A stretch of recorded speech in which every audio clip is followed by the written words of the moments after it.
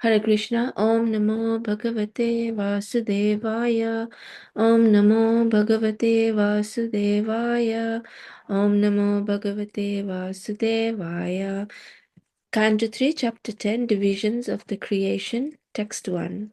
Viduruvacha Antarhite Bhagavati Brahmaloka Pitamaha Prajaha Sasarjakatitha Daihikirmanasirvipu. Hare Krishna. Sri Vidura said, O great sage, please let me know how Brahma, the grandfather of the planetary inhabitants, created the bodies of the living entities from his own body and mind after the disappearance of the Supreme Personality of God. Text 2. Ye cha me Bhagavan prastastvai artha bahuvitama tanvadasvanupurvayena chindina sarvasamshayan. O greatly learned one, kindly eradicate all my doubts, and let me know of all that I have inquired from you from the beginning to the end. Text 3. Sutta Uvacha Evam Sanchoditastena Kshatra Ravirmani Prita Pratyahatan Prasnan Ridistan Athabhargavaha. Sutta Goswami said, O son of Bhrigu, the great sage Maitreya Muni, thus hearing from Vidura, felt very much enlivened. Everything was in his heart, and thus he began to reply to the questions one after another. Text 4. Maitreya Uvacha Virincha Pita Chakre Divyam Varsa Satam Tapaha Atmani Atmanam Avesya Yataha Bhagavan Aja. The greatly learned sage Maitreya said, O Vidura, Brahma thus engaged himself in penances for 100 celestial years, as advised by the personality of Godhead, and applied himself in devotional service to the Lord. Text 5. Tadvilobhya cha sambhuto vayuna yada stitha padmam ambascha tatkala krita viryena kampitam. Thereafter, Brahma saw that both the lotus on which he was situated and the water on which the lotus was growing were trembling due to a strong, violent wind. Text 6. Tapasa haididhamanena vidyaya chatma samstaya vivirdha vignana balo yapad vayum saham pasha. Long penance and transcendental knowledge of self-realization had matured Brahma in practical knowledge, and thus he drank the wind completely along with the water. Text 7. Tadvilokya viyadvyapi Paskaram yadatistitam anena lokan pragilinan kalpitasmiti achintayat.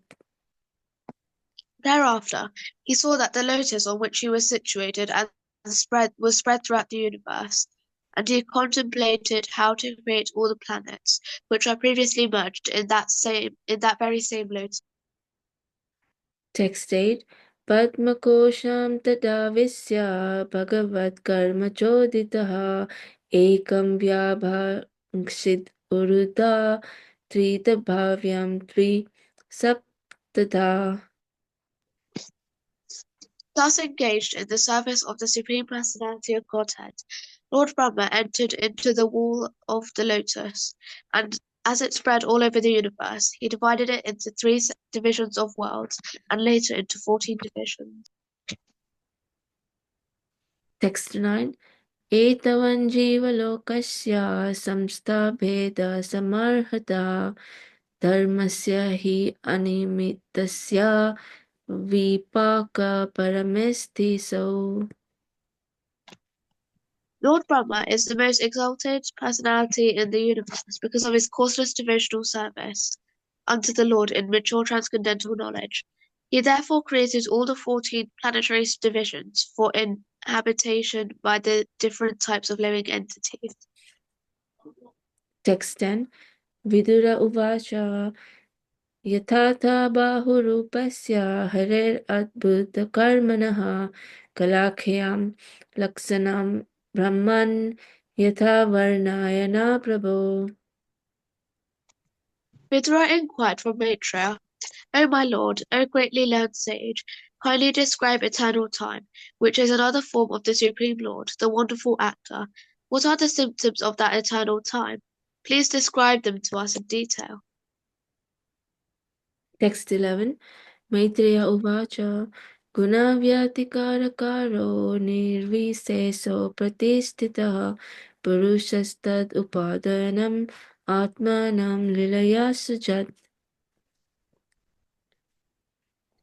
Maitreya said, eternal time is the primeval source of the interactions of the three modes of material nature. It is unchangeable and limitless, and it works as the instrument of the Supreme Personality of Godhead for his pastimes in the material creation. Text 12.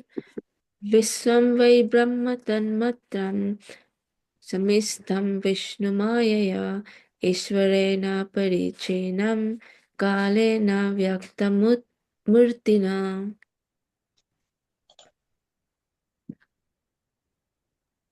This cosmic manifestation is separated from the Supreme Lord as material energy by means of kala, which is the unmanifested, impersonal future of the Lord.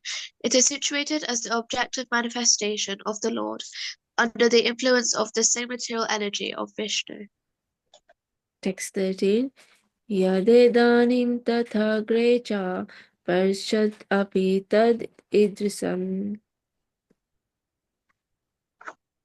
This cosmic manifestation is as it is now. It was the same in the past, and it will continue in the same way in the future. Text 14. Sargunava vitastasya prakrito vaikritastuya kaladravya gunairasya trivita pratisankramaha. There are 9 different kinds of creations besides the one which naturally occurs due to the interactions of the modes. There are 3 kinds of annihilations due to eternal time, the material elements, and the quality of one's work. Text 15. Adyastu mahatar sargo guna vaisamyam atmanaha Dvitiyastav ahamo yatra dravyajnana kriyodayaha. Of the 9 creations, the first one is the creation of the Mahatattva, or the sum total of the material ingredients, wherein the modes interact due to the presence of the Supreme Lord. In the second, the false ego is generated, in which the material ingredients, material knowledge, and material activities arise. Hare Krishna. Thank you, Jyoti Mataji and Arpita, for very nice recitation. Thank you so much.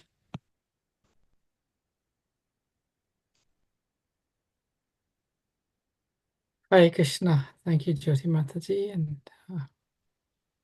and Mataji for recitation. Sorry, just came back now. Give me a minute.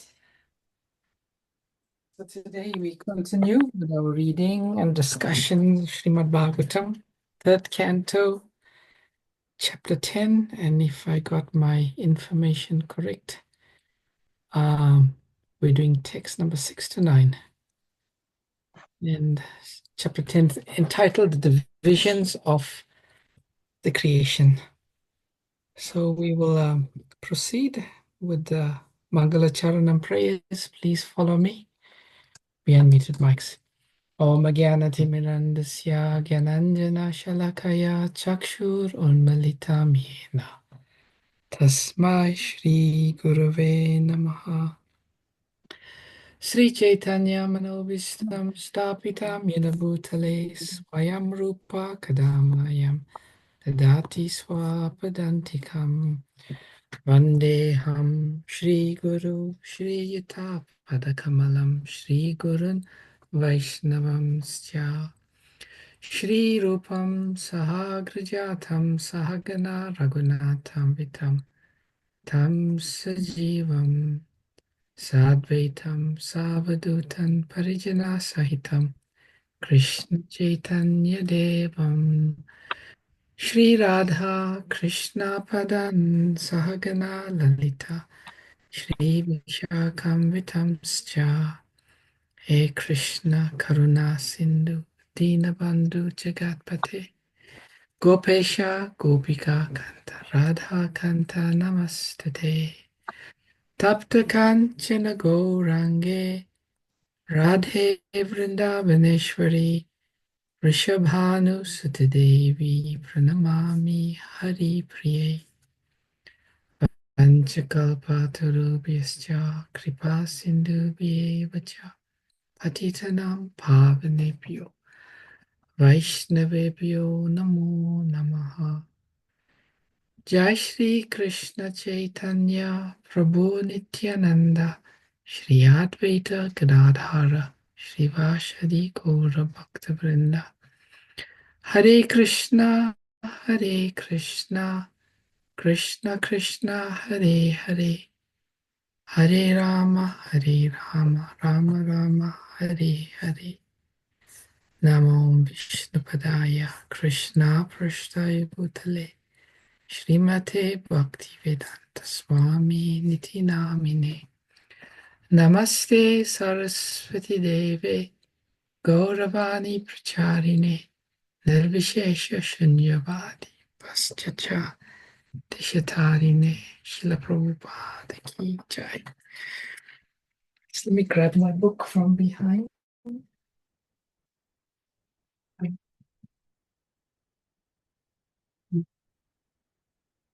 So chapter number 10, entitled The Divisions of Creation.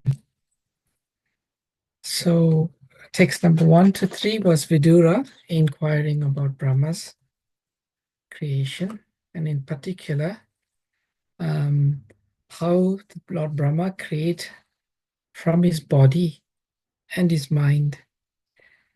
And then the section today, which we will be discussing, which forms verses 4 to 9.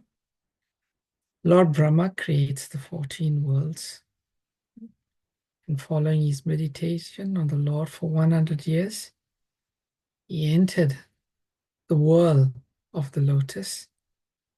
And that lotus, the whirl, he divided into 3 divisions and then 14 divisions. So we shall be discussing some of that today. So text number 6.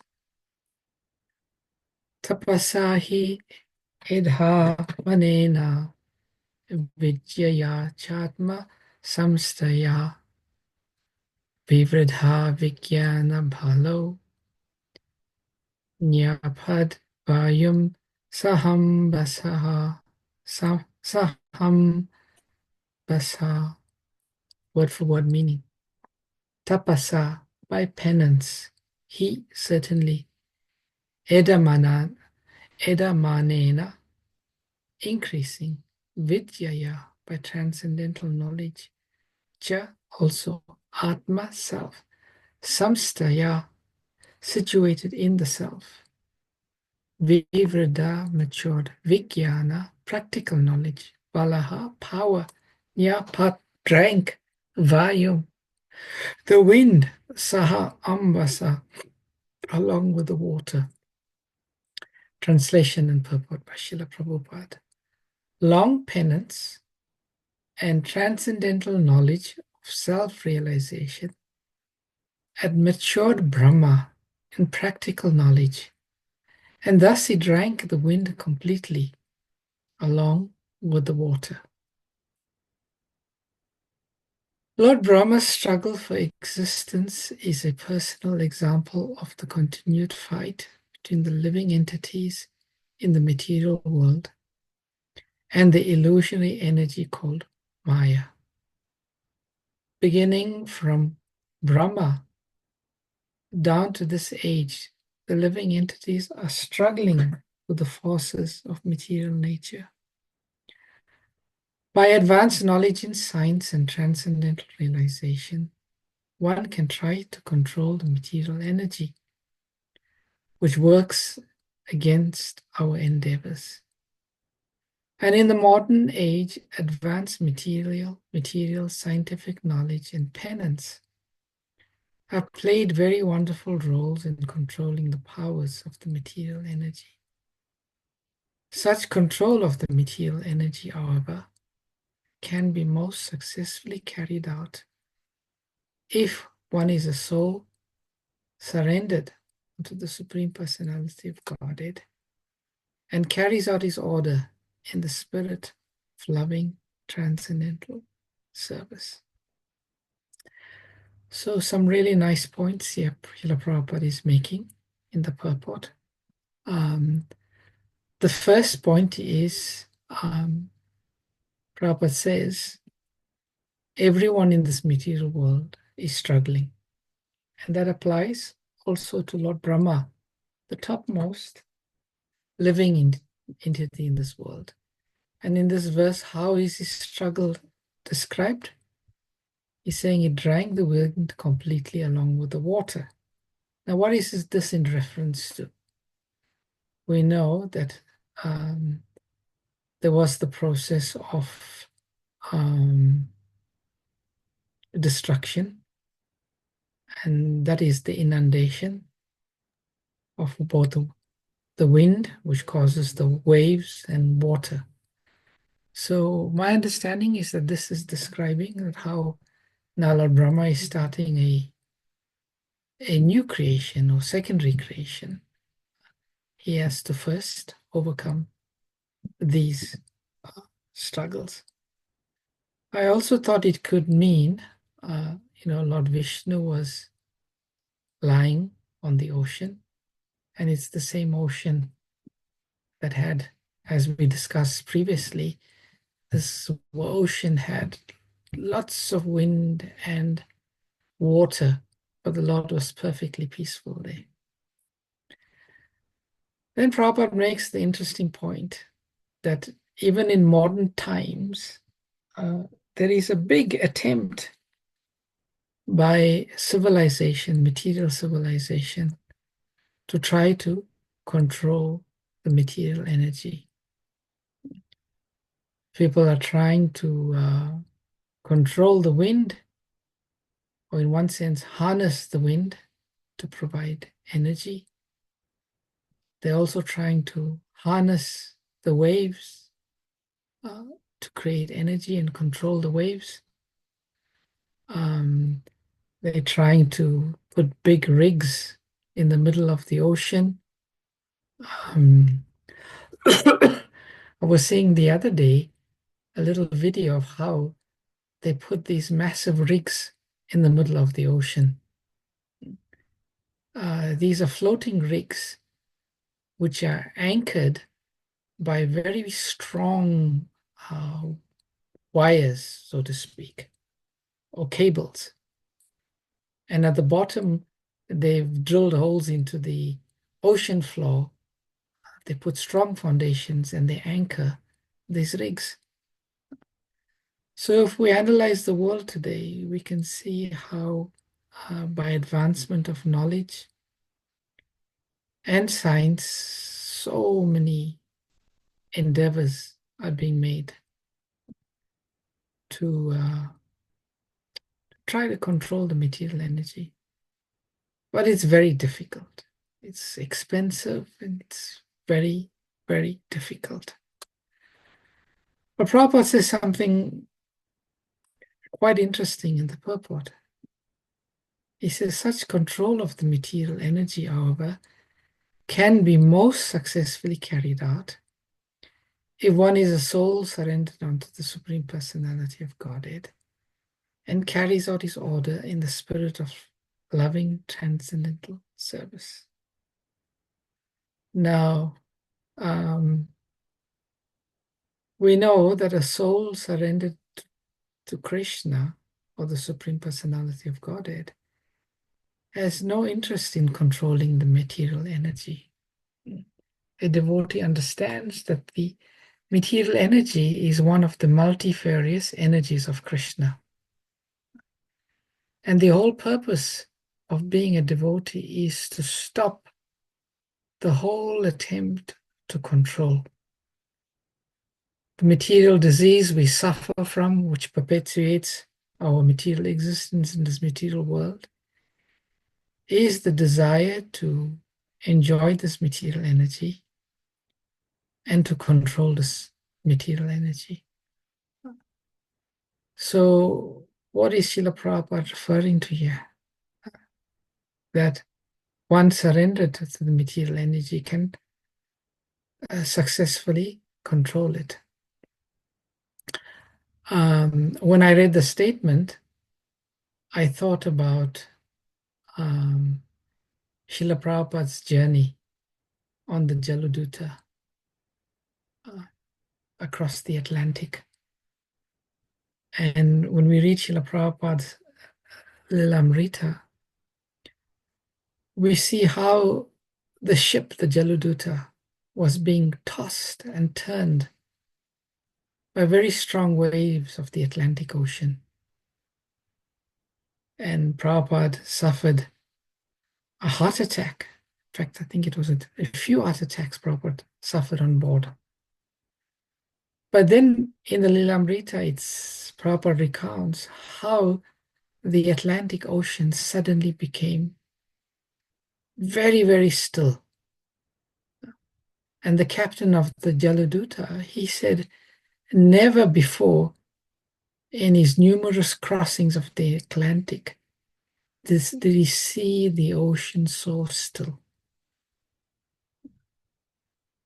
So I was thinking when I read this statement, that a devotee doesn't have the desire to control the material energy.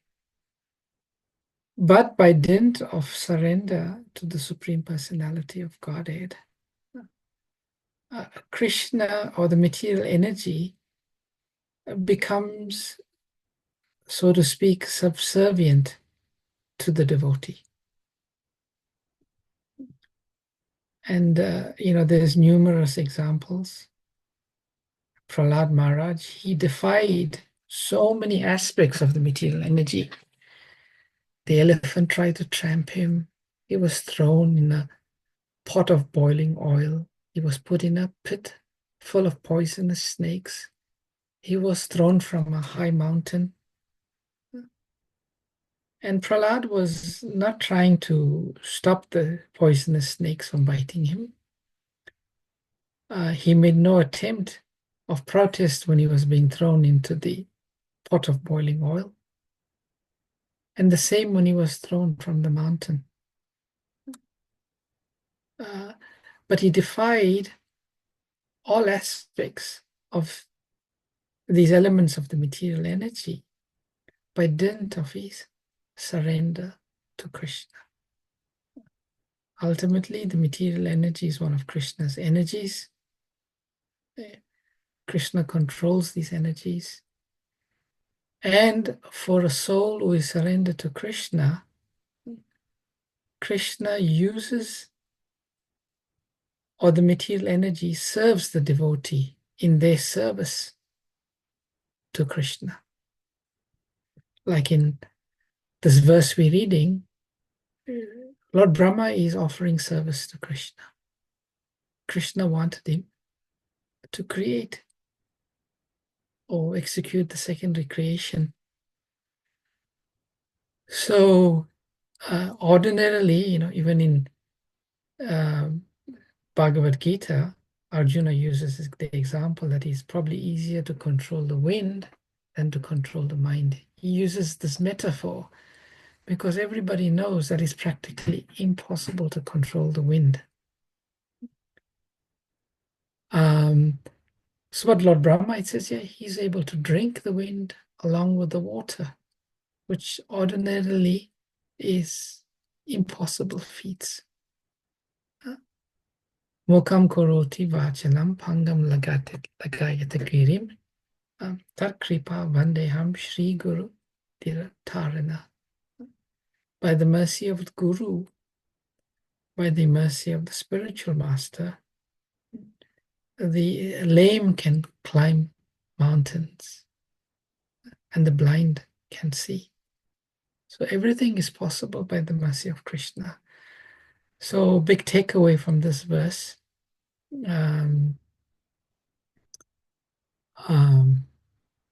It said your long penance and transcendental knowledge had matured Brahma into practical knowledge.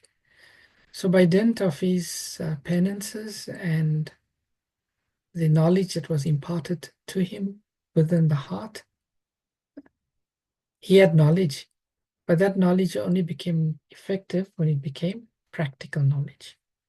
So the Lord again helps the devotee to realize knowledge. Tesham satatam yuktanam bhajatam pritipurvakam dadami buddhi yogam tam yenamam upayantite. Krishna situated within the heart. Tesham satatam yuktanam bhajatam pritipurvakam. When we have priti, we have love for Krishna. Tadami buddhi yogam tam. Krishna gives us the knowledge. Any comments, realizations on this verse anyone wants to share before we move on to the next verse?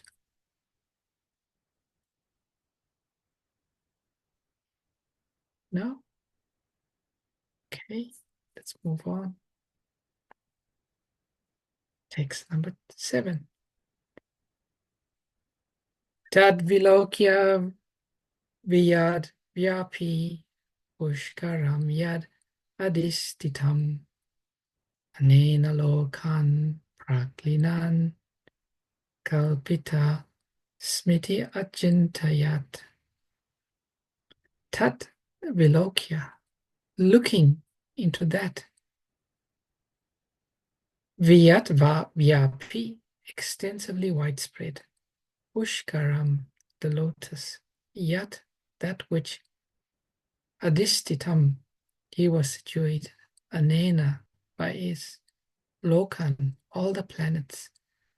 Praklinan, previously merged in their solution. Kalpita asmi, I shall create. Iti, thus. Achintayat, he thought. Thereafter, he saw that the lotus on which he was situated was spread throughout the universe. And he contemplated how to create all the planets which were previously merged in that very same lotus. Purport. The seeds for all the planets in the universe were impregnated in the lotus on which Brahma was situated. All the planets were already generated by the Lord, and all the living entities were also born in Brahma. The material world and the living entities were all already generated in seedling forms by the Supreme Personality of Godhead. And Brahma was to disseminate the same seedlings all over the universe. The real creation is therefore called Sarga. And later on, the manifestation by Brahma is called Visarga. So Lord Brahma is now really accelerating the creation. And it's described here that this lotus flower in which he was situated, I mean, you can picture the whole universe like an egg. There's the ocean at the bottom. The Lord is lying on the ocean, and there's a stem coming out from the Lord. And Lord Brahma was on that stem. And now it's being described that this lotus is now seems to be expanding. It's expanding throughout the universe, meaning before where it was more localized, now it's spreading all over. And interestingly enough, the planets are now going to start to appear. And he's contemplating how to create these planets. But it is mentioned that these planets were previously merged into the same lotus. So all of what is needed for creation has been done by the Lord already. Therefore, Prabhupada is saying here there is Sarga and Visarga. There is primary creation and the secondary creation. The primary creation is done by the Lord. Everything in seed form is laid out by the Lord. So all Lord Brahma is doing a secondary role called Visarga. And in the subsequent verses, we are going to see how this expansion of the lotus is now going to lead to the creation of the different planetary systems. Text number 8. Padma kosham tadha vishya bhagavat karma choditaha ekam vya Sid Rudha Tridha Bhavyam Dvi Saptadha. Padma Kosham, the whirl of the lotus. Tadha, then, Avishya, entered into Bhagavat by the Supreme Personality of Godhead. Karma in activities. Joditaha, being encouraged by Ekam, one. Vya Bhanskit, divided into Urudha, great division, Trida, three divisions, Bhavyam, capable of further creation, Dvi, Saptadha, 14 divisions. Thus engaged in the service of the Supreme Personality of Godhead, Lord Brahma entered into the whirl of the lotus, and as it spread all over the universe, he divided it into three divisions of worlds, and later into 14 divisions. So the three divisions here as the upper planetary systems, middle planetary systems, and lower planetary systems. And it's explained that later that's further divided into 14 divisions. Text number 9. Etavan jiva lokasya samsta bheda samaritaha dharmasya hi animittasya vipaka paramesti aso. Etavan, up to this, jiva lokasya, of the planets inhabited by the living entities. Samsta beda, different situations of habitation. Samaritaha, performed completely. Dharmasya, of religion. He, certainly. Animittasya, of causelessness. Vipaka, mature stage. Paramesti, the highest personality in the universe. So that Lord Brahma is the most exalted personality in the universe because of his causeless devotional service unto the Lord in mature transcendental knowledge. He therefore created all the 14 planetary divisions for inhabitation by the different types of living entities. Purport. The Supreme Lord is the reservoir of all the qualities of the living entities. The conditioned souls in the material world reflect only part of those qualities. And therefore, they are sometimes called pratibhimbas. These pratibimba, living entities, as parts and parcels of the Supreme Lord, have inherited different proportions of his original qualities. And in terms of the inheritance of these qualities, they appear as different species of life and are accommodated in different planets according to the plan of Brahma. Brahma is the creator of the three worlds, namely the lower planets called the Patala Lokas, the middle planets called the Bhur Lokas, and the upper planetary systems called the Swarga Lokas. Still higher planets such as Maharloka, Tapaloka, Satyaloka, and Brahmaloka do not dissolve in the devastating waters. This is because of the causeless devotional service rendered unto the Lord by the inhabitants, whose existence continues up to the end of Dvi-parhadha time, when they are generally liberated from the chain of birth and death in the material world. So some interesting points emerging in the verse and the purport.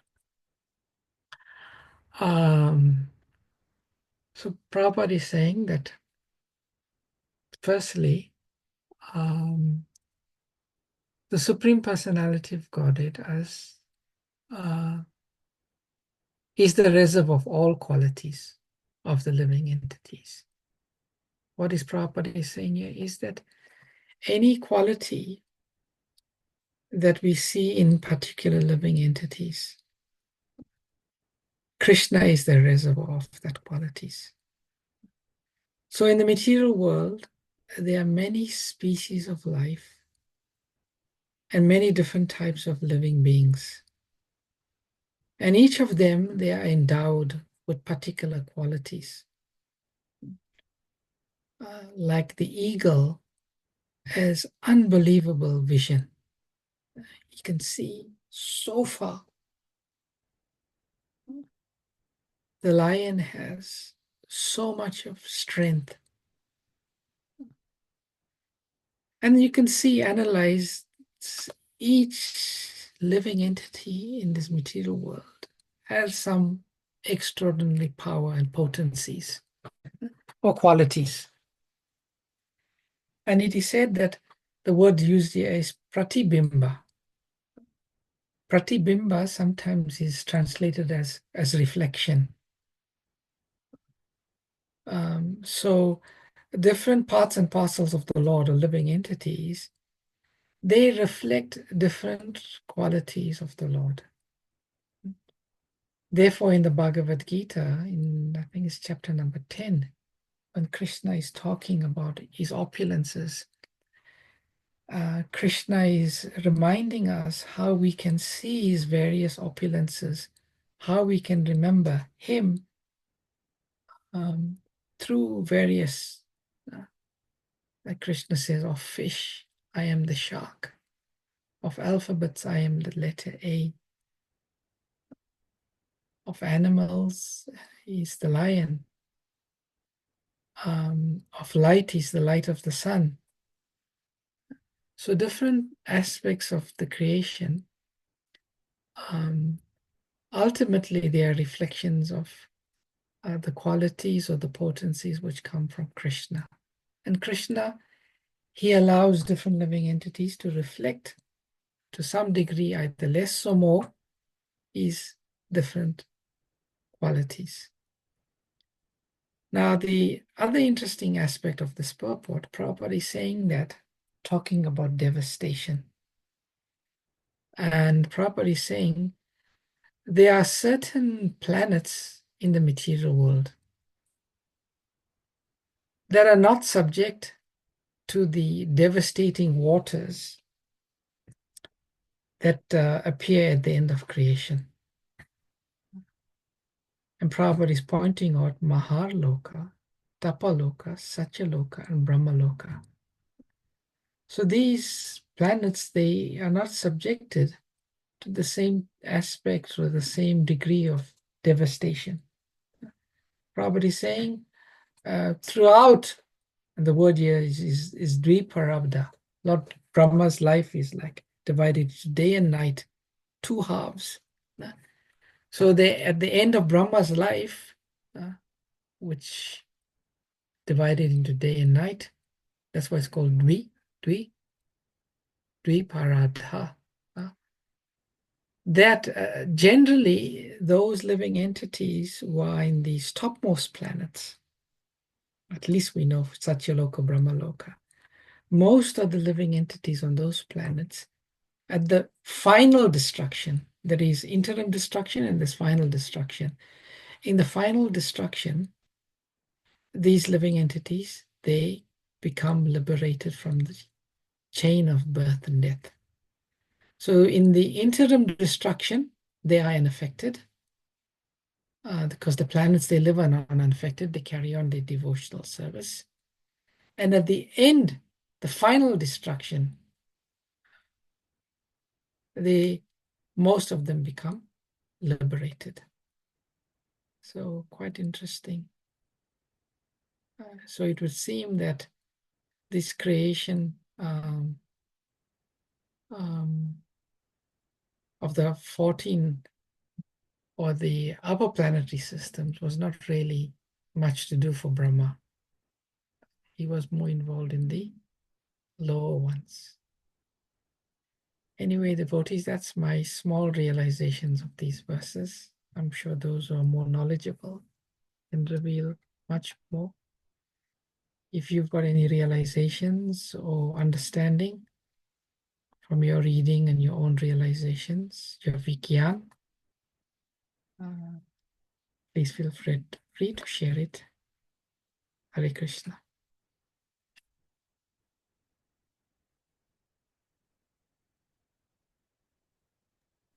Hare Krishna, Prabhuji, Vrindavan, Prabhuji. My Hare namaskar Krishna, to you. Mataji. Nice to see you. Yes, yes. I've got a question. It may sound quite simple, but I find it hard to understand. One is when the sarga and the nisarga.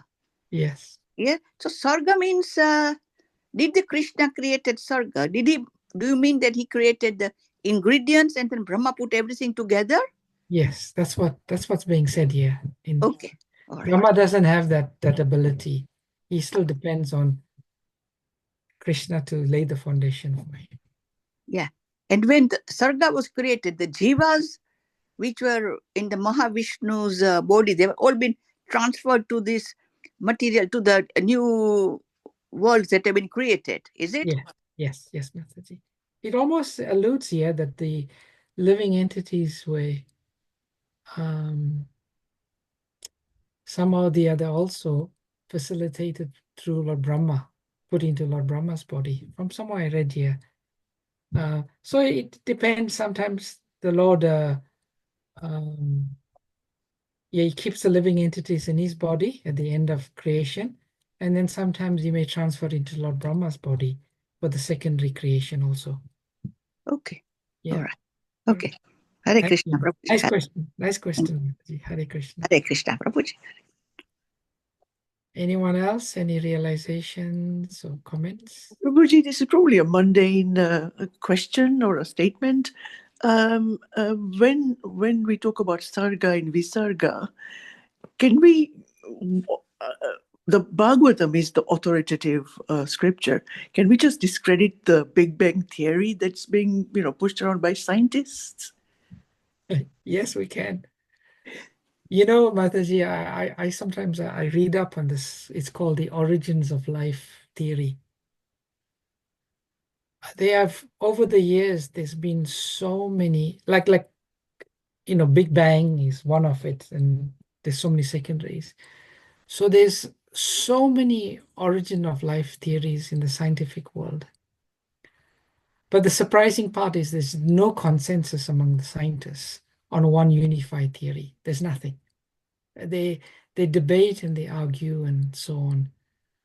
So yeah, according to Vaishnav Siddhanta, because these are largely coming up from mental speculation, from conditioned souls, that knowledge will always be imperfect.